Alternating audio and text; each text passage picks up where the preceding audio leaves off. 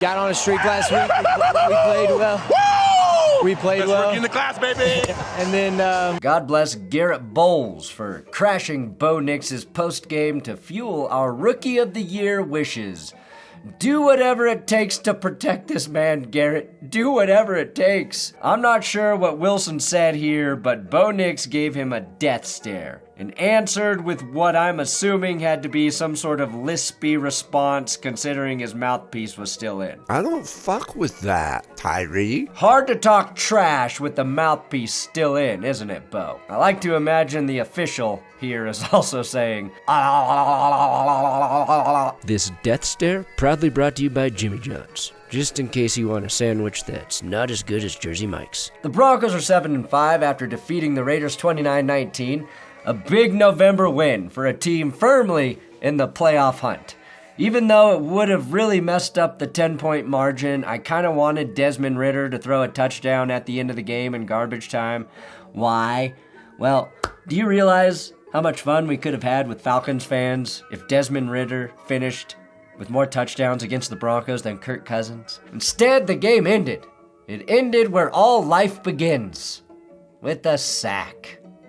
Thank you all for continuing to support my immaturity. Just enjoy these Bo Nix aggressive claps. It's been a long time since we've had a quarterback who could clap this aggressively, guys. I want to use the word gritty for this game, but it was closer to ugly. An ugly win for the Broncos. The kind of ugly only Mark Davis's barber can understand. Sure, you completed the task, you got the job done, but at what cost? At what cost? Cutters. Let's do it. The real winners and losers from the Broncos Raiders. I'm a loser.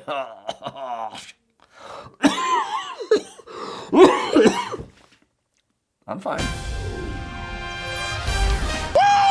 we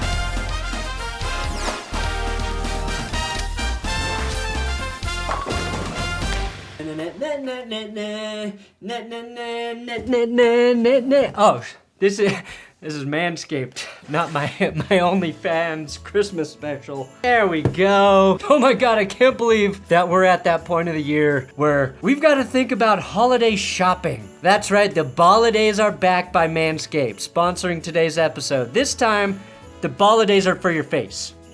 They're not suggesting balls on the face. Luckily, I'm here to make your gift list a lot easier to cross off. Use my link below, manscaped.com/goodsports, to get their full-fledged face and neck shaver, the Chairman Pro. If you have a dad, a brother-in-law, hell, an aunt who needs a hint, I suggest giving them Manscaped's latest innovation, the electric foil face and neck shaver. Anyone who needs to shave their face will love this. The Chairman Pro features a 360-degree contouring head with flex adjust technology to pivot and adjust to the contours of your face and neck. No more struggling to hit those nooks and crannies hidden because of your stunning jawline or your waving neck flaps. Manscaped designed a shaver to get you a super close shave and a stubble trimmer for when you want to keep that rugged look. Both blade options are designed to reduce razor burn and irritation. Plus, it's waterproof, so you can shave your neck in the shower. So if you are looking to elevate your grooming routine or give the perfect gift, the Chairman Pro is the ultimate tool for the job. With its advanced features and Manscaped's trusted quality, you're gonna love the way you look and feel. Just use my link below, manscaped.com/goodsports, for 20% off your order, plus free shipping and the perfect holiday gift. Losers, Raiders fans, they had to listen to Davante Adams on Kay Adams' show. Yes, they are brother and sister. Say this. The situation I was in Vegas, and you look at the situation I'm in here, you know, with the way that this offense is able to, the potential of this offense, or at least I at least feel hopeful that, you know, going into the next game that we'll be able to have a good performance. And just based off of, you know, different variables in Vegas, I started to not feel that way. Hearing Adams admit he feels hopeful in the dysfunctional plane wreck that is the New York Jets franchise versus the hopelessness he experienced in the dysfunctional tire fire that is the Raiders has to sting. That's like a kid saying, sure, Dad is a hapless drunk who forgets to take me to the doctor to get my shots and leaves me for long periods of time without telling me because he's ambassador to Great Britain and keeps his weird friend around, but I'd rather live with him than you, Mom. Maybe when you kick the drug habit that you developed in the opium dens of P.F. Chang's, we can reconcile. I know Raiders fans didn't take that well, but why are you worried? You have Jackson Powers Johnson ready to fill in for Davante Adams now. Don't waste his beautiful talent. Winners? Walmart. Quite literally. The Broncos are owned by Walmart, but the Raiders? They feel like the inside of a Walmart, don't they? Losers, the human body and injuries. The Broncos were without their standout defensive lineman, Zach Allen. He's dealing with a heel injury and is in a walking boot, and a big reason the Broncos netted 0 sacks in the first half was because of his absence. Gardner Minshew, Who was playing pretty smart football, also injured in this game, unfortunately. Minshew and Bo Nix both completed 25 passes on exactly 42 attempts. And his lone touchdown pass, Minshew's, was to Amir Abdullah, which was a perfect throw, and a great catch by Abdullah, who was exploiting a mismatch with edge defender Jonah Ellis, who was forced into coverage for some reason. Some reason I won't try and figure out either. This is what drove me crazy, though. Last week, the Denver defense shut down Kirk Cousins, Bijan Robinson, Kyle Pitts, Drake London, but struggled with the elite offensive weapons of Amir Abdullah, Sincere McCormick, heir to the vodka empire, and punter AJ Cole. Winners? Guys I've never fucking heard of. I'm pretty sure AJ Cole is an MLB pitcher. That's right, the Broncos got duped on a fake punt. Special teams coverage units nearly blew this game for the Broncos. Thank God, Bo Nix eventually dumped a quick pass to Marvin Mims, who took it 37 yards, because without that play, we'd be talking about punter AJ Cole having the longest completion in this game with that 34-yard pickup to Divine Diablo. AJ Cole, more like undercover quarterback, you sneaky devil. You divine devil. The Raiders also got a massive return from pasty rookie Dylan Laub. Sincere McCormick, again, who the hell are these guys and why can't we tackle them? Maxx Crosby was, he was just annoying all game long. Only Tyree Wilson was credited with a sack for the Raiders, but Crosby was just blowing up play after play, a nuisance. That said, Bo Nix did put him on skates, even as Crosby tried to trip him. You hurt my king, I will come for you. The Raiders batted at least 3 passes at the line of scrimmage. Mike McGlinchey had a couple holding penalties early that stopped the Broncos in the red zone, and he jumped off sides. And if I do not call him Mike McFlinchy for that, YouTube will literally take my channel down. Do not make me say that again, Mike. 0 Broncos touchdowns in the first half. 1 for the Raiders, and 5 combined field goals.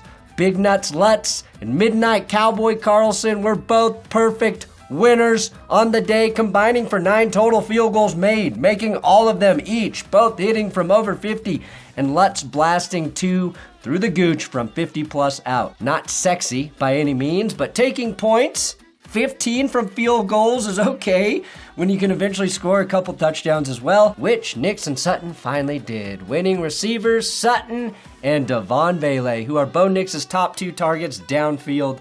When Nix and Franklin get on the same page with their deep shots, this offense will be very hard to stop. But they missed on both their tries, and since I don't know who is really at fault on either one, I will blame the hangover. That's usually my excuse in Las Vegas. Sutton had 8 grabs for 97 yards and 2 touchdowns. Vele had a quiet 80 yards on 6 receptions, building off a great couple games recently. Both of Courtland Sutton's touchdown grabs, though, made me feel how I'm assuming well-to-do people feel when looking at fine art or watching a play or stealing from the poor. Like when a CEO cuts 50 jobs so he can have a 4th vacation home, does he feel unexplainable joy? Courtland Sutton makes me feel like that. Thus, he has earned this week's Big Dick Player Honors. Your hands and feet were brilliant, Courtland. They were brilliant. Devaughn Vele was the 3rd to last wide receiver taken in the 2024 NFL Draft. He's now got 32 receptions for 361 yards in just 8 games on the season. He's got more receptions and yards than Keon Coleman and Xavier Worthy, 2 guys who are taken in the top 33 picks. He's quickly becoming Bo Nix's security blanket on third downs, and it's a good thing it's happening quickly because Vele does turn 27 in a couple weeks. The exact age NFL GMs start seeing you like this on tape. I mentioned Zach Allen was out, so that means winner Ioma Uwazurike got some action, and he actually notched his first career sack. Very fitting that a man who was suspended a year for gambling got his first sack in Las Vegas. Now, I mentioned there weren't any sacks in the first half for Denver. The first sack in the second half led to Minshew's first bad throw on the next play and a big interception for the Broncos. Brandon Jones didn't just pick it off. He had an incredible return to set up that first Courtland Sutton TD, and that was the play that really shifted the game into Denver's control. Denver would finish with 5 sacks, all coming in the second half. I've also got to shout out winning edger Nik Bonitto, who basically put the nail in the coffin with his strip sack on Desmond Ridder. That was Bonitto's 10th sack of the season, making him the first Bronco to record double-digit sacks in a year since Von Miller and Bradley Chubb both did it in 2018. Now Bonitto's got a chance to get the lead with 5 games left on the schedule. Put the man in the Pro Bowl. Just do it. For the second week in a row, Denver did not turn over the ball. They did more sacking than they got sacked. And that's why this team has won 7 of its last 10 games. It's why we all have boners. And no, aggressive clapping won't get rid of them. Losers, humanity. Riley Moss went down after trying to gang tackle Brock Bowers, and now we await word on Riley Moss's status going forward. Riley Moss avoided serious injury. It's an MCL injury. We'll see where he's at next week. Just 38 yards for Brock Bowers, by the way. Levi Wallace stepped in for Moss, but I really want Moss on the field when the Broncos have their 2 games against Justin Herbert and Joe Burrow later this season. He's been a huge reason this defense has made such a big leap, and hopefully he will be back sooner than later. Again, an ugly win, but also a reassuring win. The Broncos went on the road to a place they've never won and beat a team they should have beaten by 2 scores despite a lot of things going wrong early on. It's not a statement victory like last week's win over Atlanta, but it was simply a good team taking care of business win. The Raiders' no-quit approach to this game ultimately may have cost them Gardner Minshew, who fell on his shoulder getting sacked, which brought in Desmond Ridder. The Raiders were already down Aiden O'Connell. Now they're down Minshew, and now they're going to have Desmond Ridder and Carter Bradley, son of Gus Bradley, as their likely backup next week. They're close to starting Kendall Hinton, guys. Now feels like a really, really good time to thank the Raiders for beating us in Week 18 of last year in a meaningless game, because if that score was flipped, the Raiders would have had the 12th pick, and they probably would have taken Bo Nix.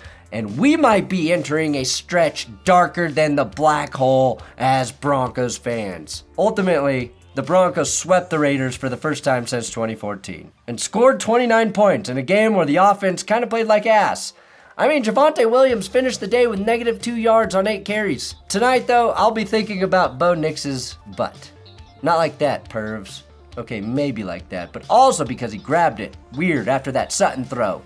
Injuries are the only thing that can derail this Broncos season. Thanks for bearing with me. I'm sorry I sound disgusting.